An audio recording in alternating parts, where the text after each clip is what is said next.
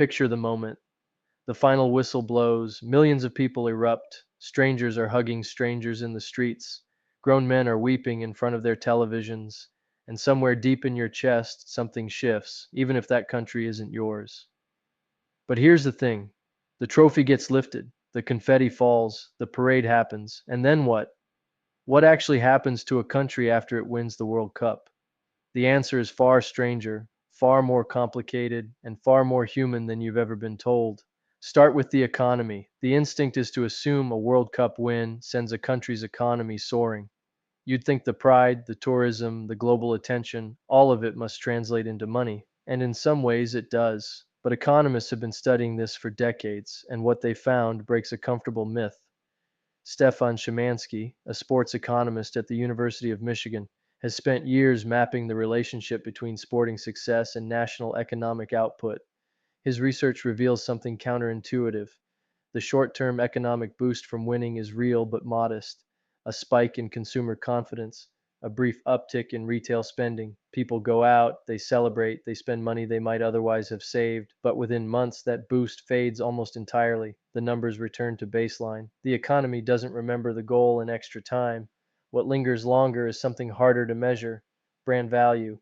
The idea that a country capable of producing world class footballers must be a country worth paying attention to. Tourism inquiries increase.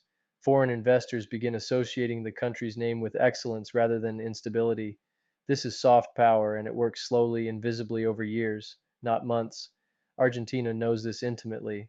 When Argentina won in 2022 in Qatar, it was the country's first World Cup title in 36 years. The streets of Buenos Aires became something close to sacred ground. The economist Martin Grandes at the University of Buenos Aires described the psychological impact as extraordinary in its scale. A country that had been grinding through economic crisis, inflation above 90%, and deep social fracture suddenly found a common language. Not a solution, a language. The problems didn't go away. But for a moment, the shared joy created a sense of collective identity so powerful it temporarily overrode every division.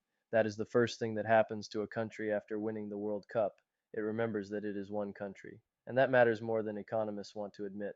Psychologists call this the basking in reflected glory effect, first described by Robert Cialdini and his colleagues at Arizona State University in the 1970s. When a group you belong to wins, you don't just observe the victory, you absorb it. You restructure your sense of self around it. You start using the word we differently. We won, not they won, we won. Your identity becomes partially fused with the victory, and that fusion creates a measurable shift in self esteem, social cohesion, and even civic engagement. After France won the World Cup in 1998, social scientists noted something they hadn't fully anticipated. A country fractured by a debate over immigration, identity, and what it meant to be French in the modern world suddenly had a new symbol. That team, multi ethnic, diverse, with players whose parents came from Senegal, Martinique, Ghana, Argentina, became known as Black, Blanc, Beur, black, white, Arab, and for a brief window, France pointed to that team as proof that its model of integration could work, that the Republic's promise of equality was not dead but alive on a football pitch. Whether that was true is another question. The sociologist Patrick Mignon published research in the years following cautioning against reading too much into the unity. The deep tensions didn't dissolve, they paused. They performed a ceasefire. But even a ceasefire, Mignon argued, has value. A society briefly experiencing what togetherness feels like is a society that has been reminded what it's capable of. You carry that reminder forward even when the moment has passed. The players, too, carry something forward, and what they carry is heavier than the trophy. Economists at the University of Zurich, led by Hannes Schwant, conducted a study examining the long term well being of World Cup winners versus runners up. The findings were striking.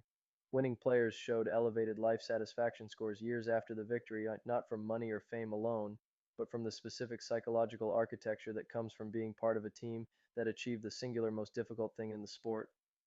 Runners up, by contrast, showed measurably lower well being than players who lost in earlier rounds.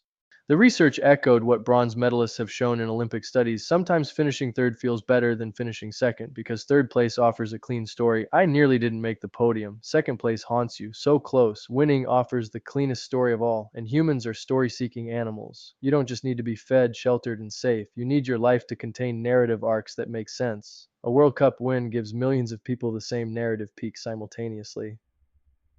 That is almost impossible to engineer in any other way. No political speech, no economic policy, no cultural initiative can manufacture that, which is why governments notice, which is why the World Cup win becomes political almost immediately. Watch what happens after any country lifts the trophy. Within 48 hours, the president or prime minister is photographed with the players. The victory is absorbed into the national myth. The government, whatever its current state, attaches itself to the moment. In democratic countries, this is relatively benign. Leaders shake hands with the goalkeeper, they hold press conferences. In more authoritarian contexts, the political absorption is more aggressive. The victory is reframed as evidence of national greatness, tied to the ruling party's ideology, used as a distraction from economic or human rights concerns. Football has always been political, but in the aftermath of a World Cup win, the political hunger around the trophy intensifies to something almost predatory. Brazil has experienced this cycle multiple times. Germany in 1954, their first post war World Cup title, became a defining moment of national rehabilitation, a signal to a devastated country and a watching world that Germany existed again, that it could create rather than destroy. The historian Uli Hesse described that win as giving West Germany something no political act could have achieved: emotional permission to feel proud again for the first time since the war. A football match did what treaties could not. That is the strange alchemy at the center of all of this. The World Cup win doesn't fix a country. It doesn't balance a budget or heal a divided parliament. It doesn't house the homeless or reduce unemployment or solve the identity crises that every modern nation is perpetually navigating. But it does something else. It gives people a shared memory. And shared memory is the raw material of national identity. It is what allows strangers living in the same borders to feel, however briefly, like they are part of the same story. The anthropologist Benedict Anderson called nations imagined communities. You cannot know every person who shares your nationality. You cannot have a direct relationship with them, but you can imagine your connection to them. You can feel it. The World Cup win activates that imagination in a way almost nothing else can. Suddenly, the cab driver and the professor and the child watching from a hospital bed and the grandmother who never understood the offside rule, they are all in the same moment together.